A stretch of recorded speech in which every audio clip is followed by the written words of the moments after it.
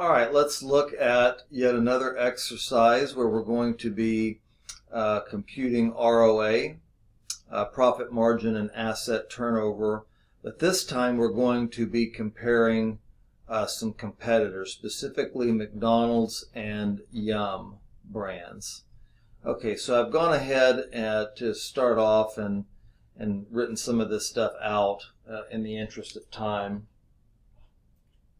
And so we have our formula for return on assets. And if you were to look this formula up on, say, Google, something like that, you would see net income over average assets. Okay. Now we are going to make a slight adjustment to that. All right. So we're going to look at net income, but what we're going to do is to get a more accurate measure. What we're going to do is we're going to, and I'll just start with McDonald's. We're going to take this net income. And then we're going to add back interest expense at the net tax benefit that interest expense provides. So that's just another way of saying we're going to complicate things slightly. We're going to say, okay, this is our net income, so we're going to start with there. But what if we hadn't had interest expense, right? What if we hadn't had that interest expense? Well, net income would go up, but this net income here is listed as an after-tax amount. So I'll show you how we're going to do that. And so let's start with the net income for McDonald's. So these figures are in thousands. I'm going to take 5192, but then I'm going to add that. I'm going to add to that my level of interest expense, which is 921, and I'm going to multiply that by 0.65. 0.65. And the 0.65, where does that come from? Well, that's 1 or 100% minus the income tax rate. Okay, so I'm going to do that, and oftentimes we'll have to, when we get average assets, we'll have to look at two different periods. Last year's ending assets and this year's ending assets, but they've actually just given us that figure here, so we don't have to do that. All right, so let's see what we have here. Let's bring the calculator over. I'm going to start right here with the interest expense of 921, and I'm going to multiply it by 0.65.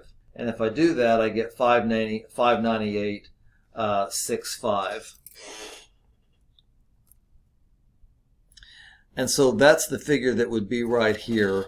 So what I'm going to do, I think, little bit limited on space here, so I think what I'm going to do is I'm going to take this 598.65, which I got right here, and I'm going to add to that the net income of 5192, and that's going to give me 5790.65 over the 32,414. And so that's going to give me my, once I do that, I'll have my answer divided by 32,414, 17.86%.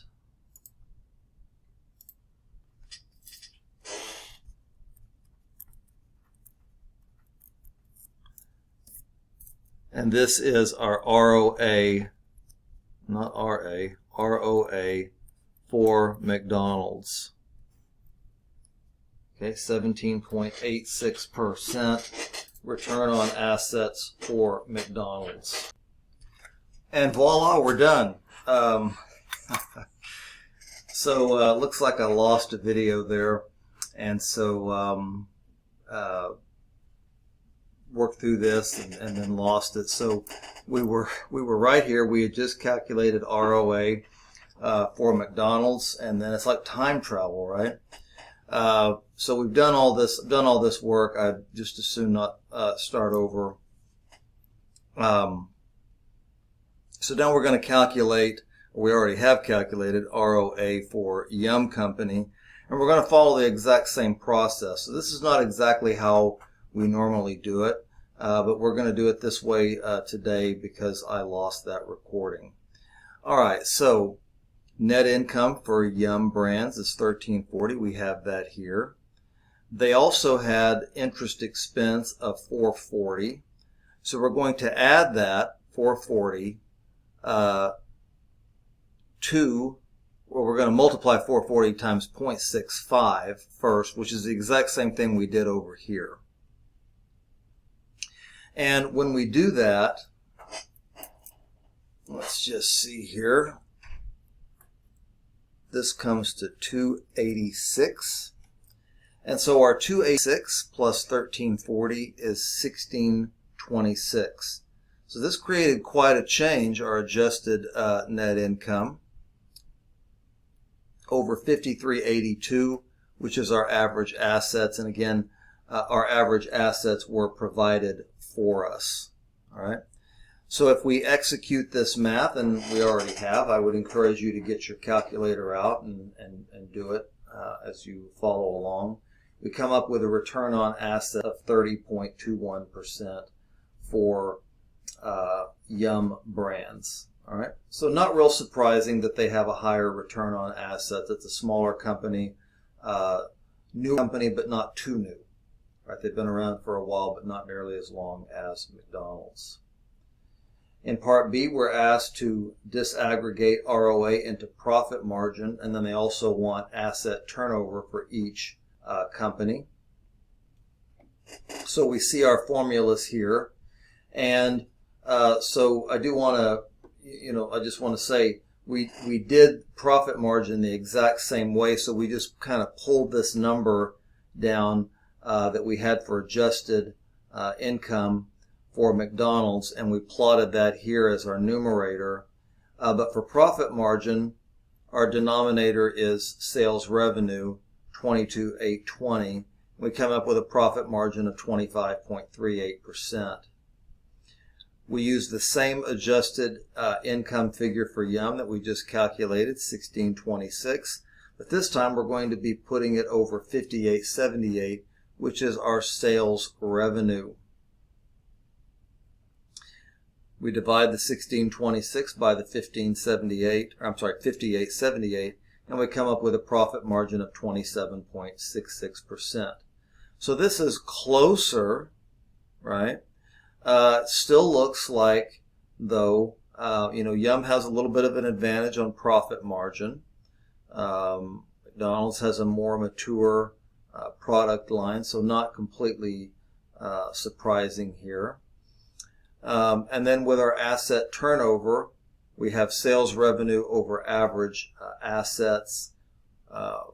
We could just pull this sales revenue figure down and put a numerator for asset turnover divided by those same average assets of 32,414. And if we execute the math on this, we have an asset turnover rounded of 0.7. Pulling our sales revenue down to be the numerator in the asset turnover formula, 5878 for Yum, over average assets of 5382, gives us an asset turnover of 1.09. And so we would expect, even though we're using net income here, adjusted net income, and sales revenue here, we would expect a gap between these two companies, McDonald's and Yum, and we would expect, based on work that we've already done, we would expect the asset turnover to be higher, and we want it to be higher, right? All of these figures that we're looking at here, all of these, we want these figures to be as high as they possibly can be. All right, so Yum, much smaller company, also a little bit more productive company, at least right now. All right, that's it for this video.